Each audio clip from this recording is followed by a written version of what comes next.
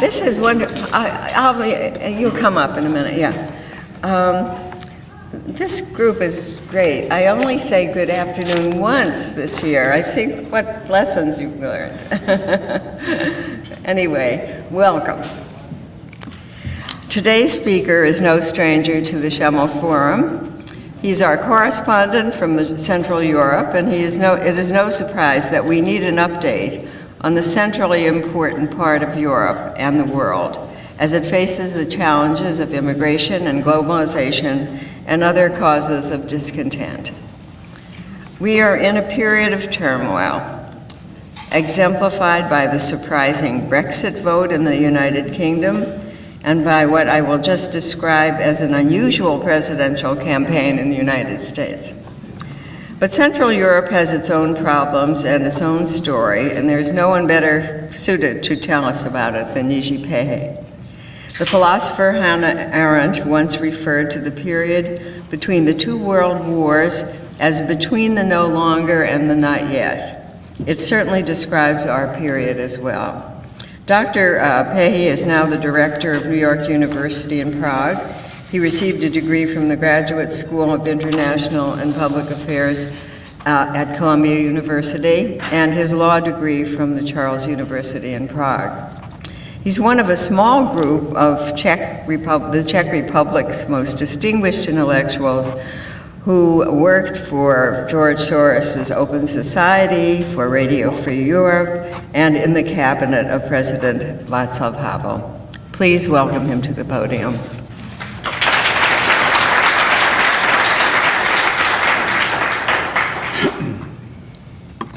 Well, thank you. Thank you very much for a nice introduction.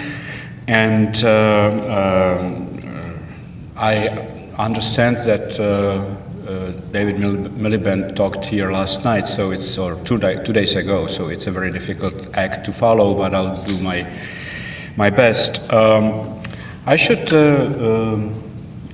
when we look at the topic of this talk, it's globalization and its discontents, and that, of course, is something that we see not only in Central Europe, the consequences of globalization, various challenges which more and more seem to be increasingly difficult to handle, both in the West and in Central Europe.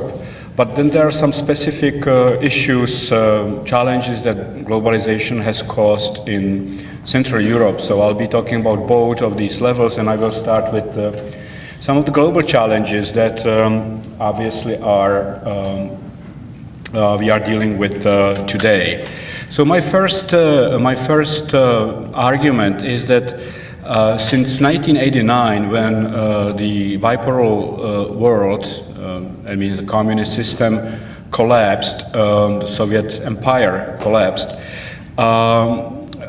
globalization as a process, as a phenomenon, has accelerated tremendously, and has basically in the last 26 years completely conquered the world on the economic and technological level. But what we have not seen so much is political globalization that would somehow accompany this process of economic and technological globalization, and that is causing more and more problems because we don't have any system of global governance at this point, effective system of global governance that would serve as a match for the globalized world of markets and technologies and so on.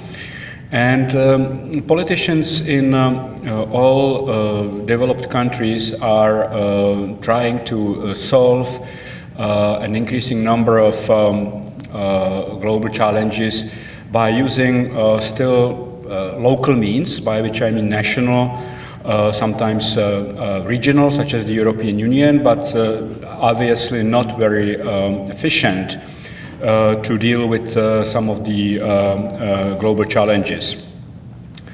What are those global challenges? Well, one of them, of course, is the growing power of financial markets, which operate globally.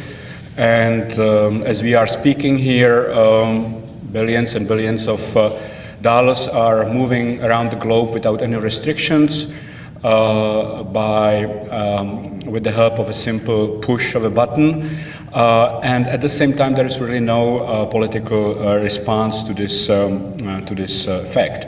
And this has created an imbalance which was very well detectable, manifest in Greece a few years ago, when basically global markets created tremendous pressure, put tremendous pressure on Greece to change its economic course, to make very deep budget cuts and so on. Many of those recommendations were, of course, right and correct, but the way it was done was in some ways disturbing, because it showed in the end that an entire country, true, not very large, but an entire country can be transformed into an economic protectorate in which the representatives of the global markets, big international financial institutions such as the World Bank and IMF and the European Union can dictate to this country how to proceed, and can actually give conditions which in many ways can never be met. What is also important about this process of globalization is that it was not just the economy and technologies and communications that got globalized, but also crime and terrorism. And so we have seen in the last 26 years a new development, and which one could call the globalization of terrorism and crime, which again is not effectively met by nation states, simply because they, although they have developed some international instruments how to deal with those threats, are still dealing with these threats mainly on their own. And one could argue, of course, that there had been terrorism before '89, but if you look at the way that terrorism functioned before '89, it was more local, or it was tied to some particular causes, such as fight for national independence or ethnic independence, or some local religious conflicts, such as those in Northern Ireland. But certainly we had not seen what we see today, that is that these terrorist groups, which are not even large as far as numbers of their followers, can operate globally, and it's very difficult to trace them. And they have been able to use the most modern technologies to their advantage. So that is a new development, that one of the challenges of the process of globalization, which once again has not been met sufficiently, simply because politics has frozen on the national level while the world is functioning globally. And then you have other big challenges. Global warming is one of them, mass migration, and one could continue. None of those can be handled anymore by nation states only, because they transcend borders, and you need sort of transnational solutions. What it has also caused is that it put liberal democracy under increasing pressure. As I said, politicians on the national level are not really able to deal with those global challenges anymore by using national means. And that doesn't concern only small countries such as the Czech Republic, where I live, but even big countries. And we can see it now in the United States, the most powerful country in the world, which is increasingly sort of entangled in discussions. In discussions about how to deal with these global challenges, which seem to be transcending even the U.S. borders, how to stop immigration, how to return businesses and jobs that have left the United States back to the United States, and so on. And it seems that it cannot be done even successfully even by the United States, whose government is arguably the most powerful in the world. We see that global corporations are now dictating what the job markets look in national or nation states, and again, very often politicians in those states have very little to say about it, or are not really able to influence it in any effective way. Another big consequence of the process of globalization is the weakening of political parties as important instruments of liberal democracy. Political parties were formed on the onset of modernity in the 19th century as tools for expressing in a collective way certain views and pursuing public interest. And they were in some ways tied to another product of modernity, one of the most amazing products of modernity, that is a civil society. But and they for a long time represented, at least those political parties that we could call mass political parties, represented certain social groups. They spoke for them. Arendt Leibhardt, the Dutch political scientist, spoke about cleavages. There are social cleavages that political parties are using to express interests of various social groups along these social cleavages. And this is under pressure from globalization quickly changing or disappearing as well. Political parties are more and more exposed to corruption that comes from global corporations. They more and more serve as just executors of the will of these large companies.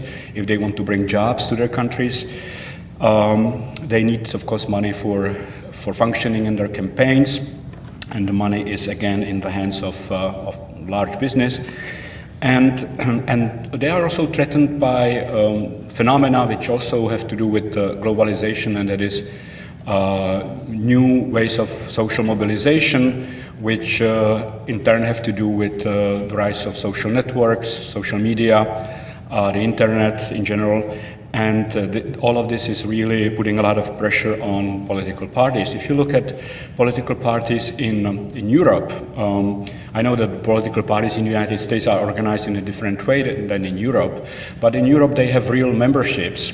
And if you look at some of the traditional large parties, such as the Labour Party or the Tories in Great Britain, or the German Conservative Party, CDU, or the Social Democrats, you will see that in the last 10 years their memberships decreased by hundreds of thousands of people. They are very quickly losing members, and they are not gaining too many new members. There's a real problem with political parties, which no one has been able to solve so far, and instead we see the rise of various ad hoc political movements, very often organized just around one issue, very often produced in some ways by the social media. And these new political formations, if one can call them formation, are challenging the traditional political parties. So what we are seeing is an increasing discontent in many Western societies with the effects of the globalization process. A lot of people seem to be worried, afraid, scared. Very often this happens on a very concrete level. People are faced, for example, with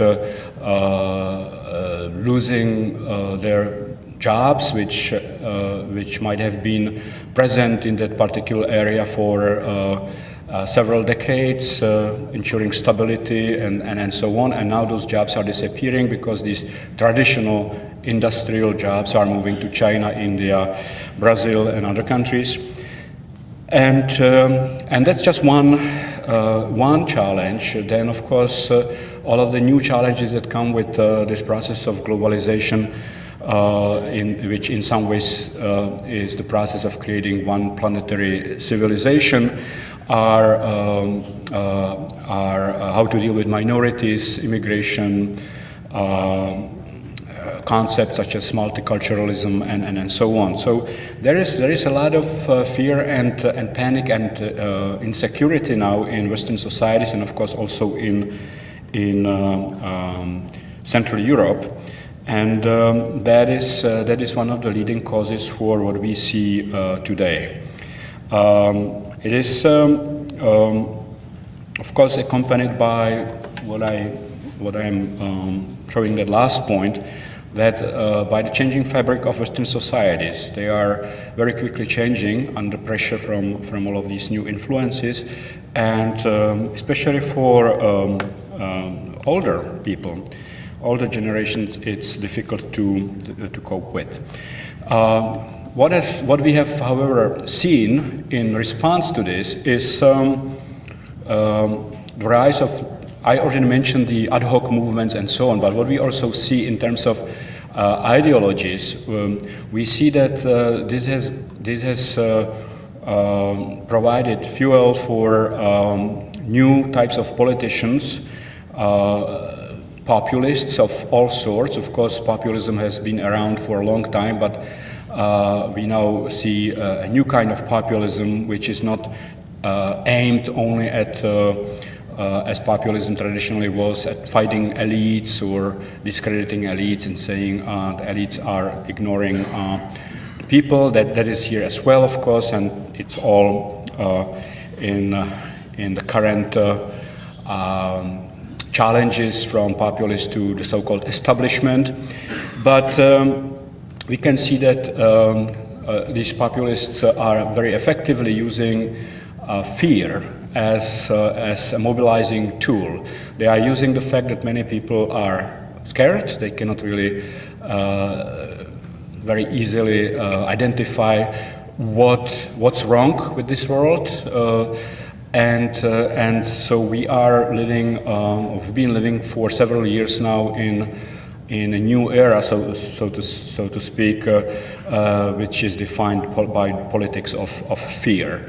Of course, media contributes to that quite a lot as well, because we can see that many of the things that are certainly terrible, such as acts of terrorism, but on some bigger scale, if you compare them with some other pathologies of Western societies, not really as terrible. They are portrayed by the media as imminent threats to our very existence and so on. So there is a collusion of interest between populist politicians and the way that modern media work, and that is certainly causing more problems. Then you have another interesting phenomenon, and that is the rise of oligarchs.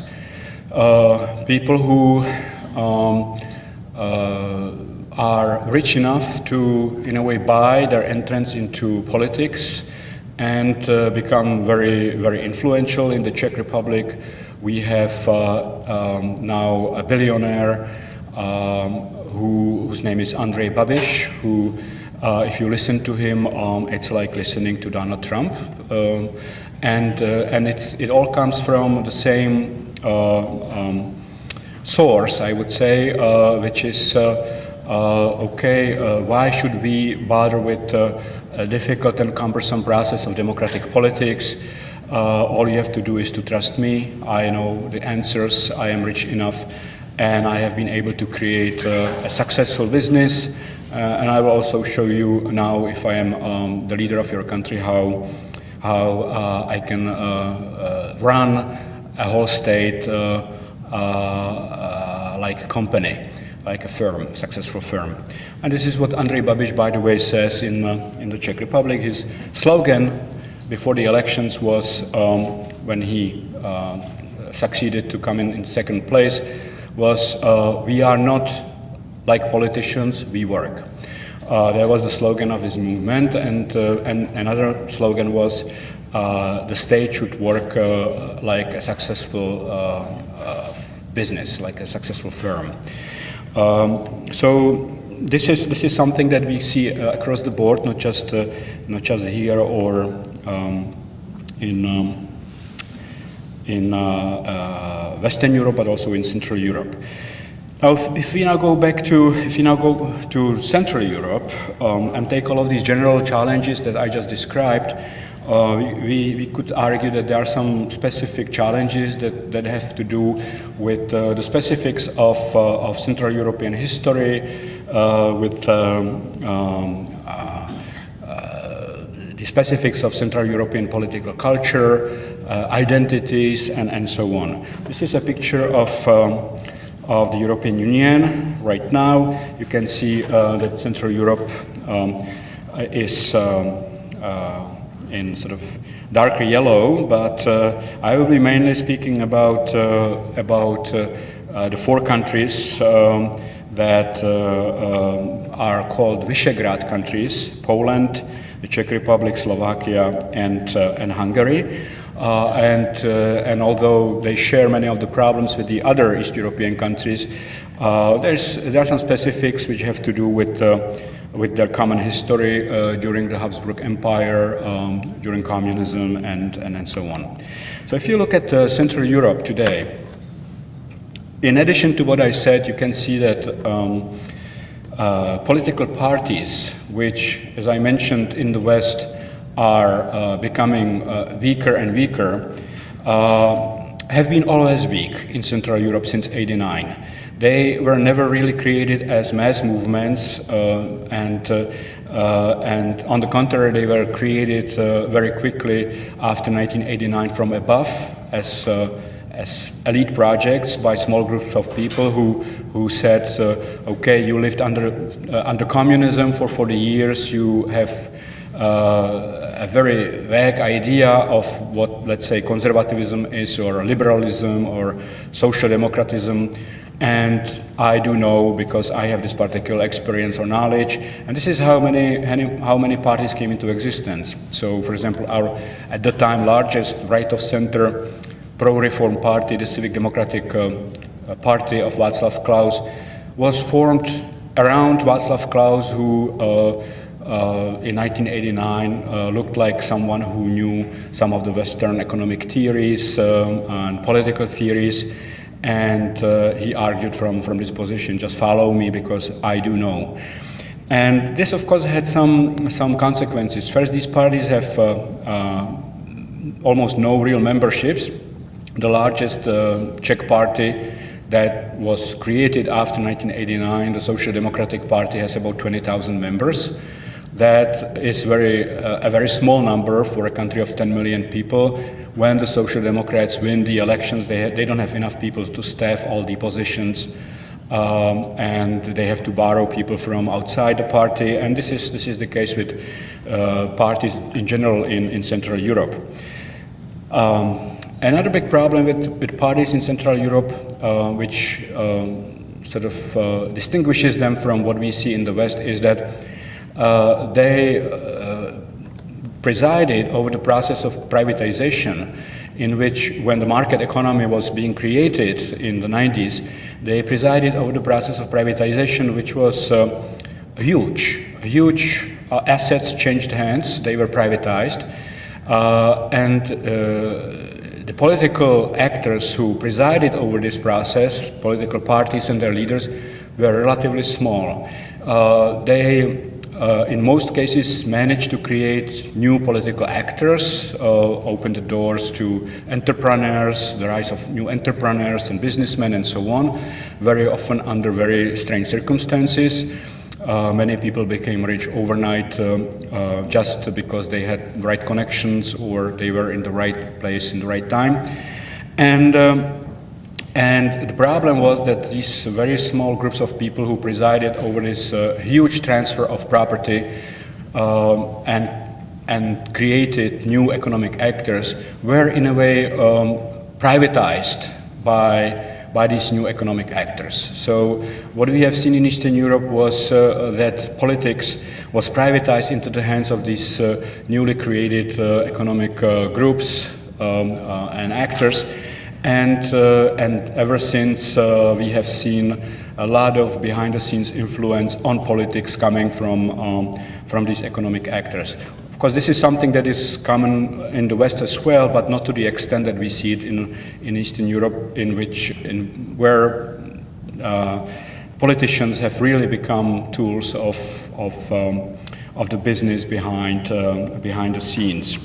That led to a phenomenon that caused real problems in Central Europe, in the Visegrad countries, in the last about 5-6 years ago, especially after the economic crisis of 2008, when quite a few governments were replaced because of what one could call systemic corruption. And when I say systemic corruption, I mean corruption that was really that didn't exist any longer on ad hoc basis, someone bribing someone or someone seeking kickbacks on occasional basis, but systemic corruption in which these economic actors really penetrated the state to the point where they were able to get state procurements and orders from the state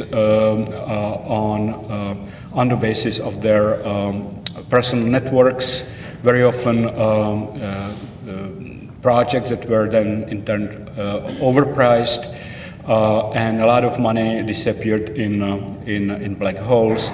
For example, in 2013 or 14, when this was at its peak in the Czech Republic, the state would spend about 600 billion crowns in public money on various projects. It would be something like $30 billion and every year, and about 100 billion crowns, that is 1/6 of this amount, would disappear in black holes. No one really knew where this money was going. So this created a lot of political problems, but these problems are of course tied to what I just described: weak political parties, weak political culture, and so on. And on top of that, it turns out now that the traditions of liberal democracy, ideas of liberal democracy, were equally weak in Central Europe. If you look at those countries, you see that those 4 countries, you can see that Poland, the Czech Republic, Slovakia, and Hungary, which formed the so-called Visegrad Group,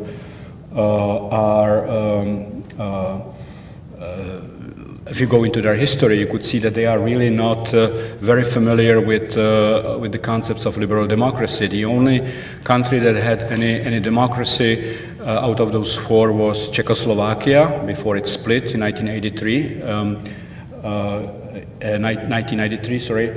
into the Czech Republic and Slovakia. But both Hungary and Poland had authoritarian regimes before World War II. So there's really nothing to fall back on. And that, of course, is one problem. Another problem is that liberal democracy has been a rather difficult concept. It is a difficult concept. It works on many different levels: institutional, procedural, cultural, and it's a difficult concept to internalize. And I have to say that this has not been very successful. This process of internalizing liberal democracy in Central Europe. So what we have seen in the last few years are attempts by some of these countries, by Hungary and Poland in particular, to challenge liberal democracy, to say that that's a concept that is in some ways obsolete for this region. Hungarian Prime Minister Viktor Orbán called or said in one of his speeches about a year ago that he doesn't want to build a liberal democracy which is not suitable for Hungary, but a national democracy built on labor.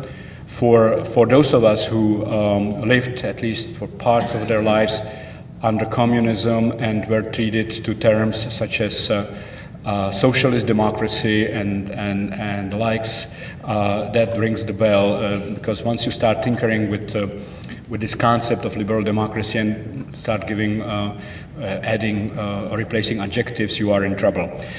So this is certainly one problem that we can see.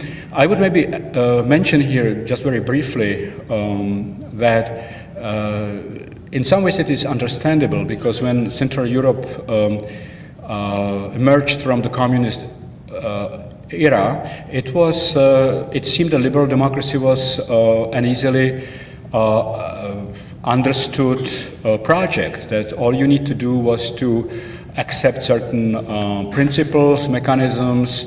You had to write a new constitution, introduce checks and balances, a division of powers, create political parties, and there you would have it. But it turns out that it is much more difficult than that, and on top of that, the liberal democracy that we thought we would build in 1989 is something else today. That the very paradigm of liberal democracy in the West has come under pressure, some of the pressures that I listed in the beginning. And there is a number of other problems. These countries emerged from several decades of communism, and most of them decided to have really no discussion of the past, or very little. So some measures were introduced. For example, in the Czech Republic, it was the so-called lustration law, which was basically a screening law under which former agents of former secret police and former top communists could no longer serve in the government or for any governmental organization. But there has never been any real discussion what the communist era was all about. There were no commissions of the truth like in South Africa, nothing of that sort. And so this is creating more problems, because anytime there is a major crisis, major problem, too many people easily turn back to the past and say, you know, it wasn't so bad, it was actually safer, and we were surrounded by borders with barbed wire, and no one could get in the Czech Republic or in Czechoslovakia, and they fall back on these stereotypes of security, of false security, I should say. Then this whole political culture that emerged is in some works described or referred to as post-communism. And post-communism, of course, is two words, basically. Post-communism, meaning it's not communist anymore, it is post-communist, but also meaning that this new system inherited a lot of features of the former era. So you can still see how deeply rooted in the minds of many people there are these various rituals and language terms and mental stereotypes that were created under communism, and they sort of revert to them in any crisis. There is also a lot of cultural nostalgia for the former regime, which is really an interesting phenomenon as well. You can, if you watch some of the movies and TV series currently in Central Europe, you will discover that that period, the communist era, is not really portrayed in horrifying terms. It is very often portrayed as something that is, it wasn't so bad, you know, it wasn't great, but it wasn't so bad, and at the same time there were some nice things, and it is especially by older people seen as something that in the end was much less risky and uncertain than the current democratic system. Which, of course, in some ways is again understandable, because if you imagine what happened in Eastern Europe in 1989, for 2 or 3 generations of people who had lived under communism, it was like an immigration, a process of leaving territory that you very well knew, and all of a sudden you were thrown by history into a new territory, which had its own language, rituals, and things that those people really didn't know. And this is why many of them now fall back on these stereotypes of inherited from communism.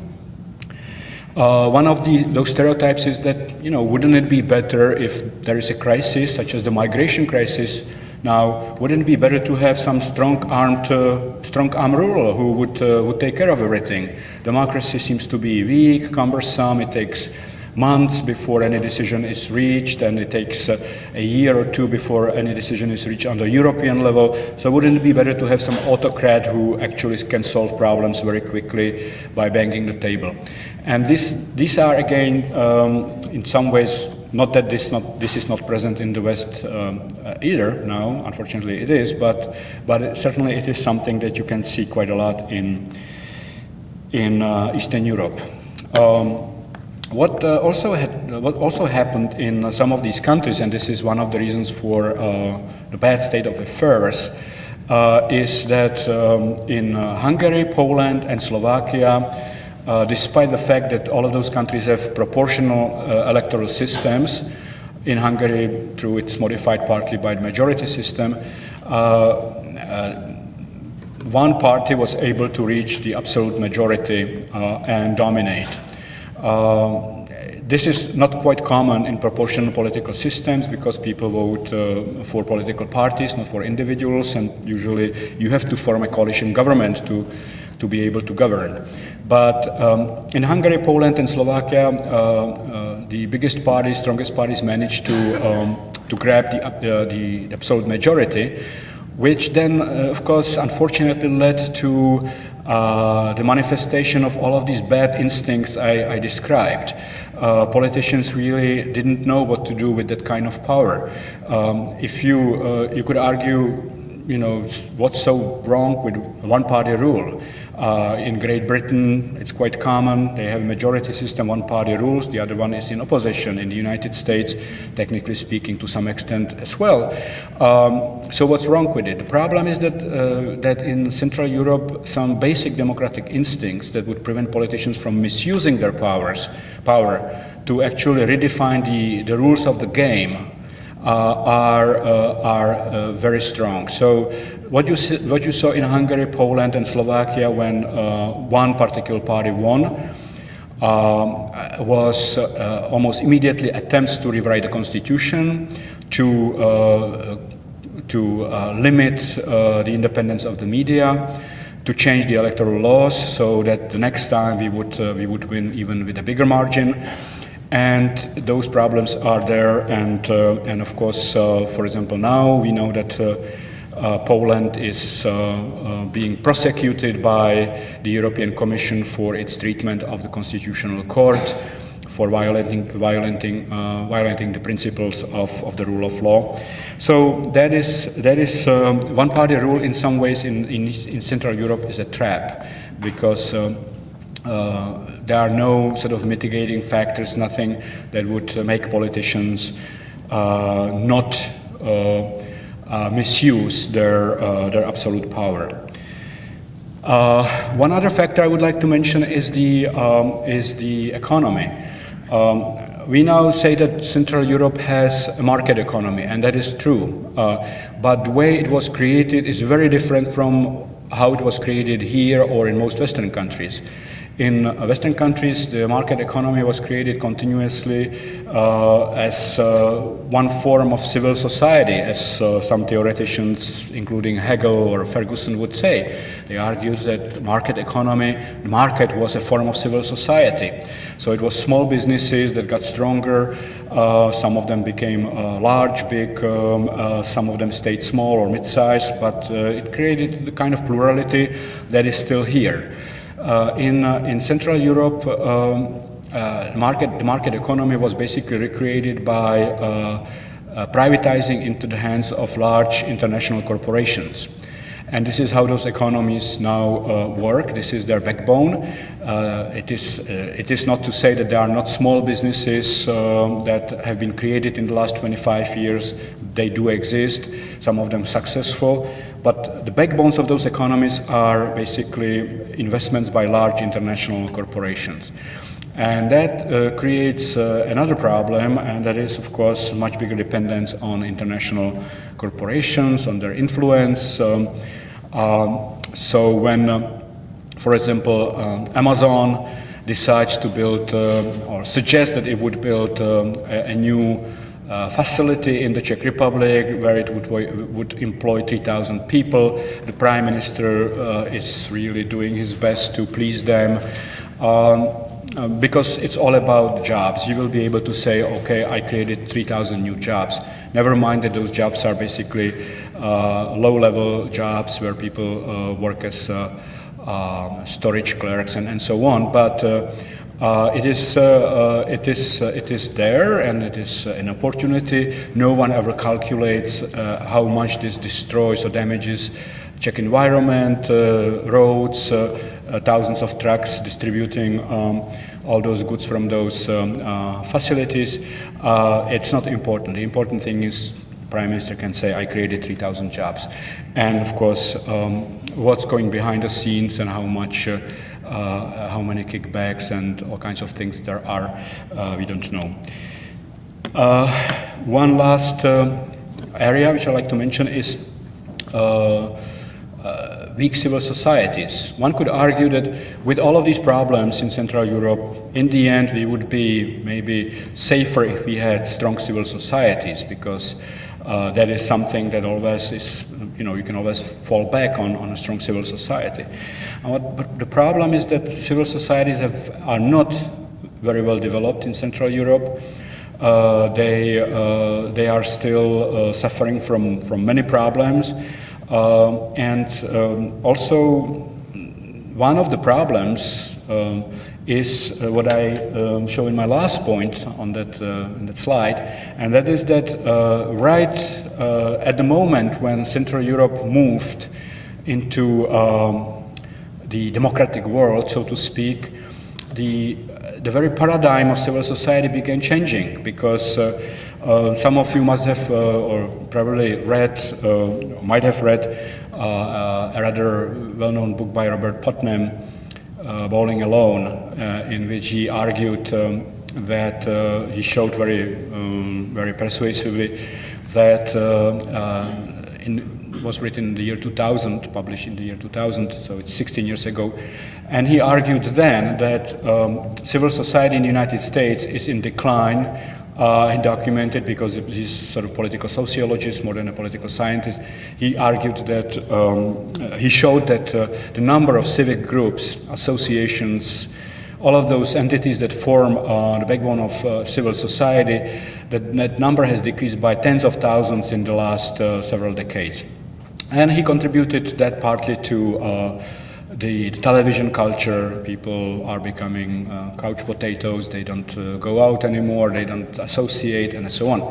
Well, he wrote it at the moment when the internet was taking over, and actually what has happened since then, that a large part of civil society has moved into cyberspace, and that we now have a lot of groups that exist virtually in the form of chats and groups that communicate on the internet. They can mobilize for particular purposes. They are able to get thousands or tens of thousands of people to the streets on some occasions, but they don't have any firm structures. There is really nothing that they represent physically. So we have seen again and again in some, especially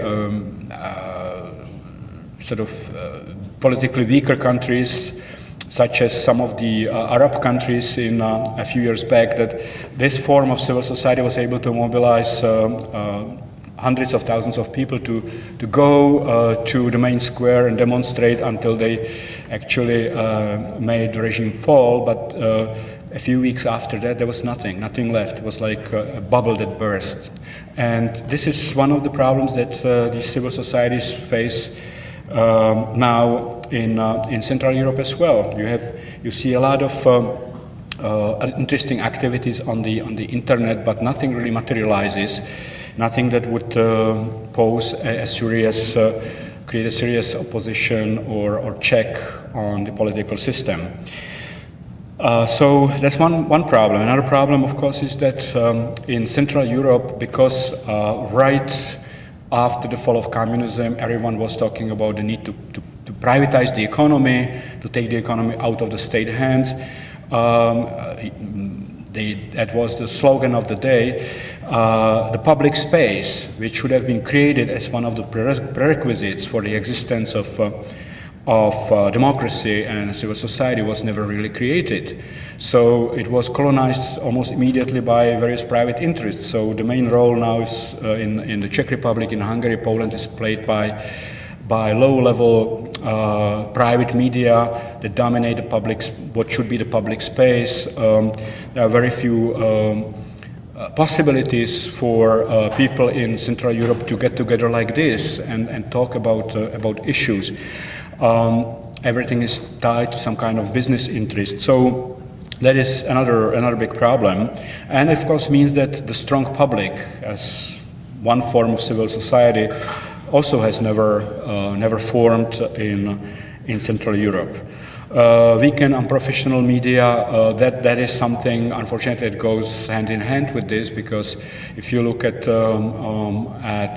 how media work in those countries, you would really have a hard time finding a really serious newspaper, and with a large readership. Those countries do have public television and radio stations, but politicians do their best to actually control them. So it is a very difficult struggle if you want to fight for democracy or against certain ills that, especially if you fight against the leading politicians. Now, the Visegrad Group, which I mentioned, the Czech Republic, Poland, Hungary, and Slovakia, that was certainly, initially, when it was established in 1991, it was a worthwhile project. It put together 4 countries which said, okay, we had a common communist past, we all want to get into the European Union and NATO as soon as possible, let's work together. The problem was that there were also a lot of false pretensions or ideas about what it really was, because it was argued that the Visegrad Group is kept together by some kind of cultural affinity. Well, this is something you could say about Central Europe during the Habsburg times. There was a lot of cultural affinity and a common identity. And one can see it still today when one travels through Central Europe and sees immediately that he is or she is still in Central Europe, the architecture and so on. And you would identify a number of literary works from that period and many other things, cultural works that sort of created a common identity. That common identity was lost under communism, although there was still some common identity in fighting communism, so you could certainly find a lot of similarities in the works of authors such as Václav Havel and Milan Kundera in the Czech Republic and Jörg Konrad in Hungary and Adam Michnik in Poland. There was something that kept them together, and it was the fight against the totalitarian system and its speak, its rituals, and so on. But if you look at Visegrad today, there's really nothing that those countries have in common culturally, or very little. The young generation, young people are not really interested in knowing what's going on. Let's say the Czech young people are not interested in knowing about what's going on in Hungary or Poland. They look west. They look to the west.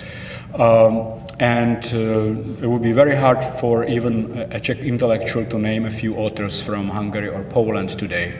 So it's really, it's just a project that is political in many ways, but it has lost its political purpose as well, because once those countries entered the European Union and NATO, it turned out that they are that the whole grouping is very asymmetrical because it is Poland, which has 40 million people, and that is more than the 3 other countries together, and also geographically it is larger than the other 3 countries together. Moreover, Poland has never been a Central European country. Only the southern part, Galicia, was sort of Central European, was part of the Habsburg Empire, Krakow and those areas. But the rest of Poland was what we call Eastern Europe. It was out there, and certainly from the point of view of Central Europeans, it wasn't Central Europe. Poland also has its own power ambitions. It wants to function in Europe as a mid-size European power. The Czech Republic, Hungary, Poland are small countries which really just want to make it, and so there is also an asymmetry of interests. And on top of that, 3 of those countries, I should say 2, and one of them partly, and that is Hungary and Poland, and partly Slovakia, have exhibited strong tendencies towards defying liberal democracy. So now in Hungary we have a one-party system headed by Viktor Orbán, which has increasing problems with liberal democracy, and then it manifests itself in its attitudes towards the European Union, towards migration, towards many other issues. The same in Poland. Slovakia had one-party rule for some time. Now it has a coalition government, which is slightly better, but also has shown those tendencies. The Czech Republic is still doing okay, partly because it is a country that socially is in some ways more modern, I should say. It is more urbanized, it is more industrialized, it has a high standard of living, and certainly there is not such a sharp division between the capital or one or two large cities and the countryside that you can see in Poland or in Hungary, and the countryside, which is in some ways still living a few decades back, mentally is a great source for populists to mobilize against modernizing and so on. Whereas in the Czech Republic, it's a country with several large cities, much more urbanized. Only about 4% of the population work in agriculture. So it's a different case, but it's now connected together with the rest of Visegrad for political purposes. Those political purposes are not clear to some of us anymore, because it is strange that a country who, such as the Czech Republic, whose economy is 80% dependent as far as its exports on the European Union. That means 80% of the Czech exports are going to the European Union. 30% of its economy is tied to Germany in terms of exports and trade, that this country insists so much through its leaders on sticking together with the Visegrad grouping, which is seen by the rest of Europe increasingly as basically a reactionary force. So that is certainly something that the Czech Republic will have to address, and there is now some discussion about that. One particular area, which of course is very prominent now, is the migration crisis. The Visegrad countries, as could have been expected, took a very hardline position, basically saying we don't want any immigrants. And the problem is that they don't want to even take those immigrants. They should take under the international immigration law, and that is causing a lot of problems, friction with the rest of the European Union. Hungary will next week hold a referendum where the question will be phrased something like this. Can the European Union order Hungary to accept refugees against the will of its parliament? Well, the problem is that this is something that was decided a long time ago when Hungary joined the European Union and then signed the Lisbon Treaty, because under the Lisbon Treaty, yes, the European Union has in that particular area the power to collectively determine what should be done in this area. Hungary is now challenging it through its referendum, and that may not have very good results or consequences for Hungary in terms of its further cooperation with the European Union, because quite obviously Brussels will not let this go very easily. So we are headed for another conflict, and in fact it would not be the first one. The Minister of Foreign Affairs of Luxembourg 2 weeks ago called for Hungary to be expelled from the European Union because it obviously doesn't meet the standards and values of the EU. So here we have them with Angela Merkel. Angela Merkel is a big sort of test for the Visegrad leaders, because she, unlike them, opened Germany to the migrants. Maybe she didn't do it in the smartest possible way. She made that very bold move last year when she opened the borders, and then when 1 million refugees came into Germany, she said, "We'll schaffen das." That means that means we will make it. But the East European leaders or Visegrad leaders, instead of working with Merkel and trying to offer their share of responsibility, just got together and have become very hostile to Germany and Merkel. So, and in such meetings, such as this one, this took place about a month ago, where you see them all together, are very tense, and especially Orban likes to attack Merkel for her lack of wisdom and vision. It is, of course, ironic that Merkel actually helped.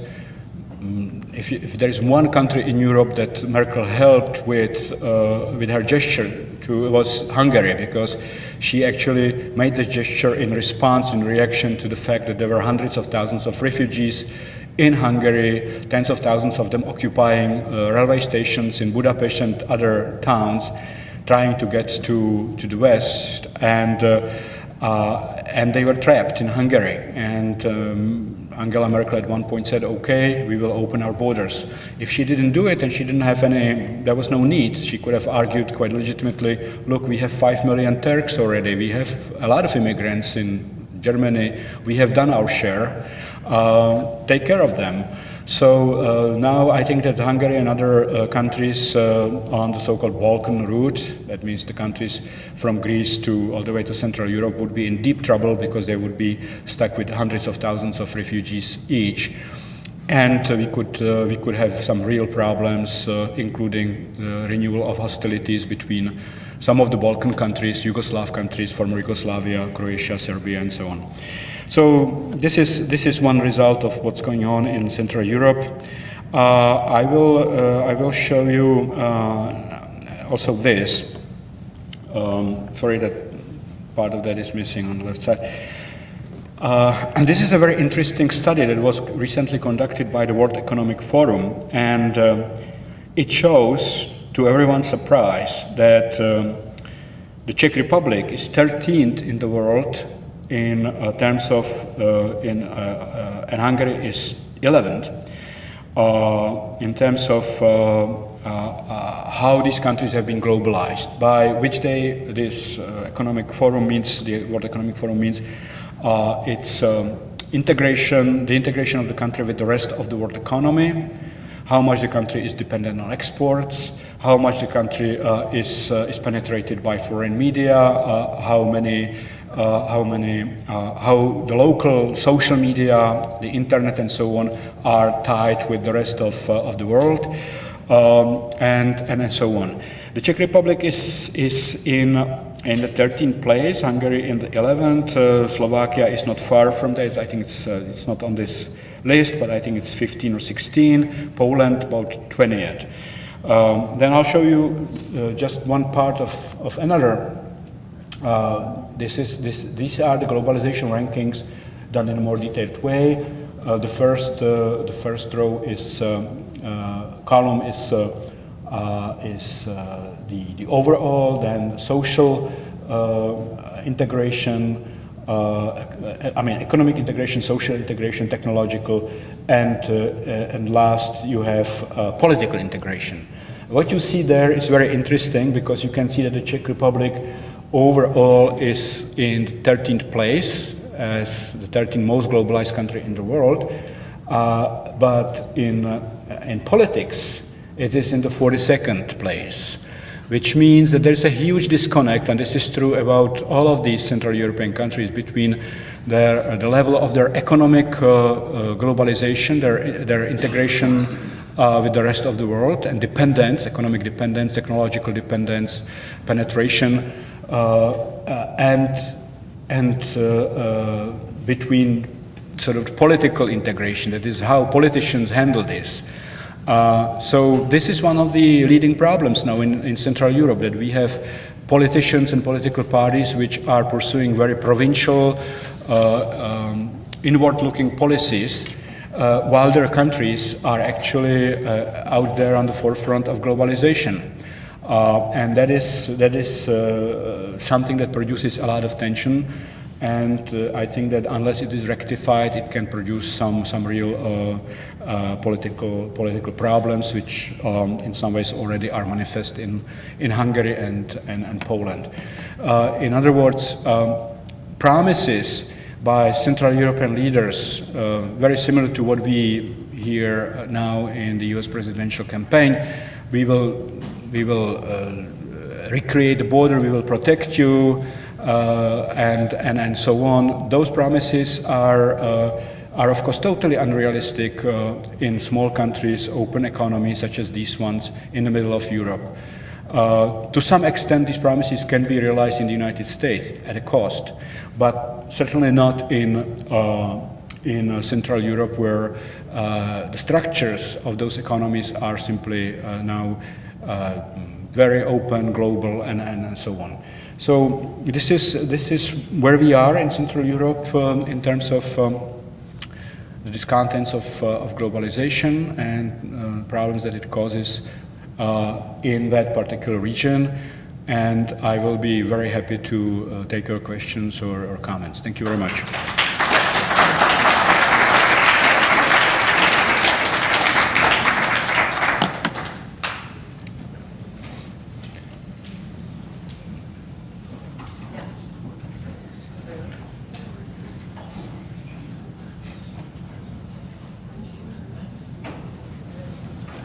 What impact is Russia's reassertion of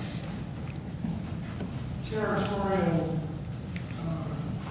gains had on Central Europe? I mean, their invasion of Ukraine, problems they're having in the Baltic states with Russian aggression. What impact is that going to have on all of Central Europe? Well, it has two different kinds of impact. One is on the publics in those countries, which are quite scared of what Russia is doing and its renewed, let's say, imperial ambitions, unpredictable behavior. So if you look at opinion polls, you can see that certainly the publics in those countries are not happy about what's going on in Russia and are afraid. And there are some differences. The Poles traditionally are the most leery about Russia.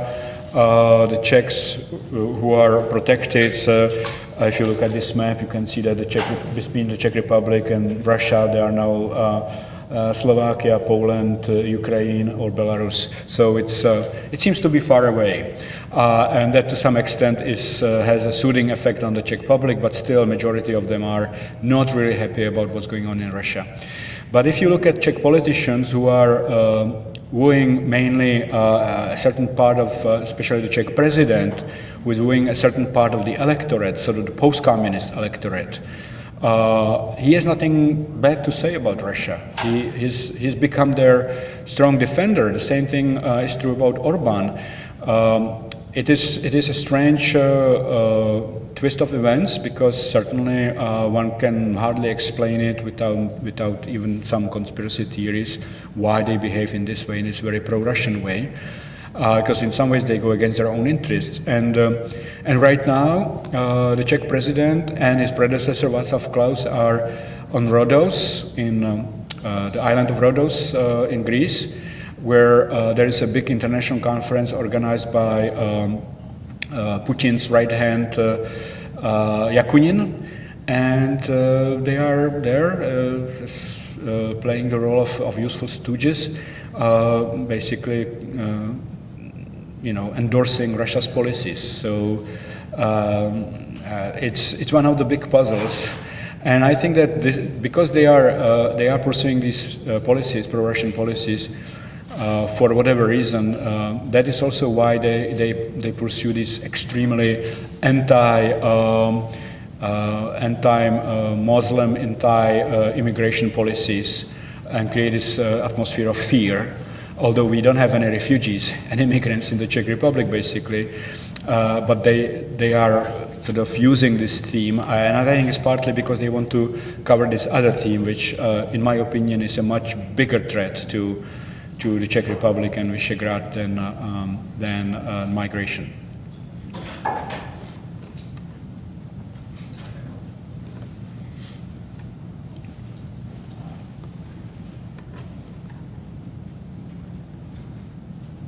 What impact does Brexit have on the following: British Isles, Czech Republic, Europe, United States, and the world? I really, since I recently watched on television while in a hotel in New York, one of the segments of one of the Star Wars films, I thought you will say also the galaxy, but no, it has an impact, of course, which differs, because for Central Europe it could have an immediate negative effect.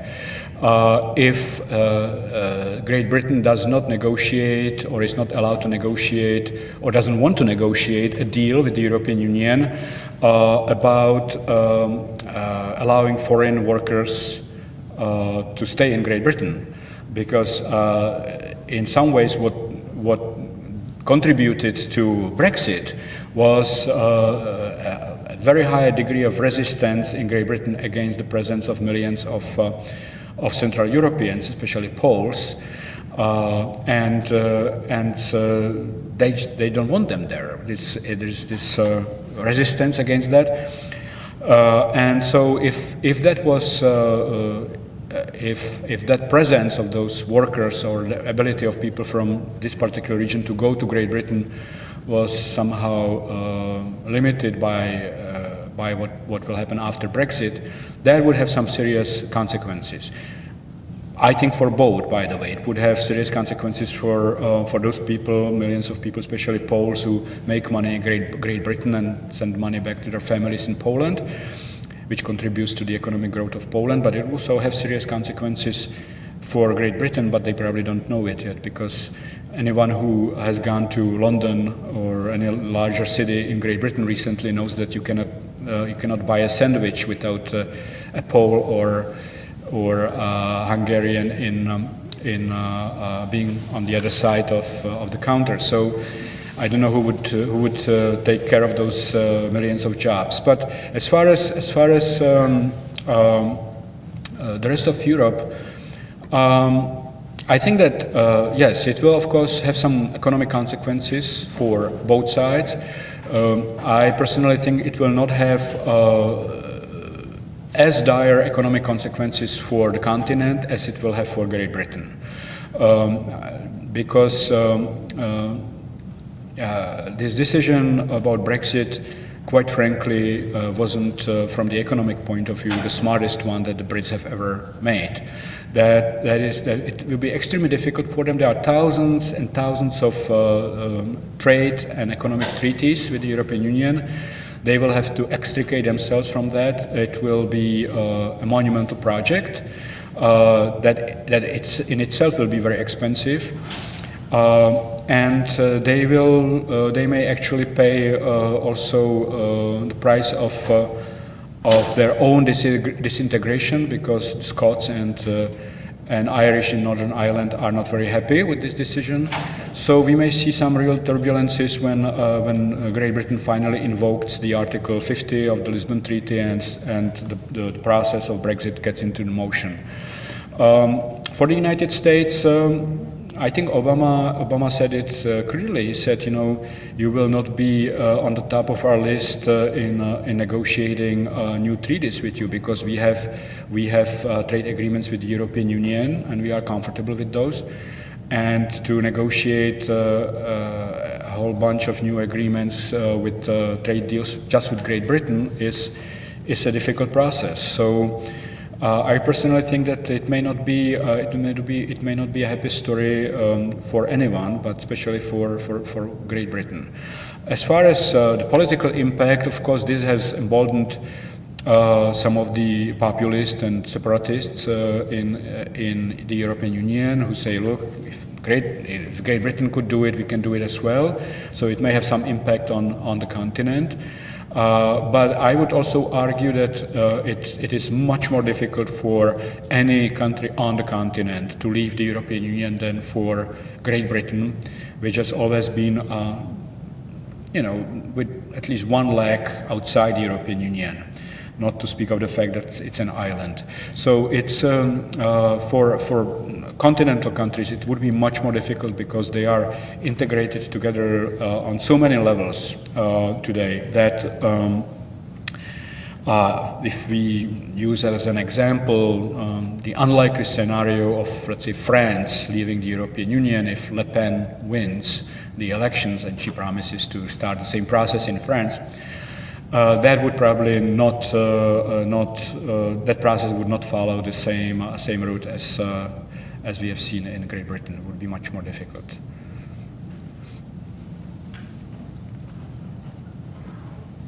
Any other questions? Well, thank you. Okay, thank you very much.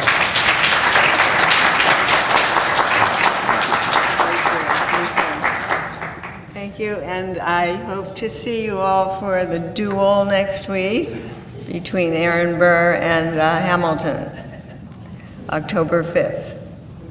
We'll see you then. Thank you.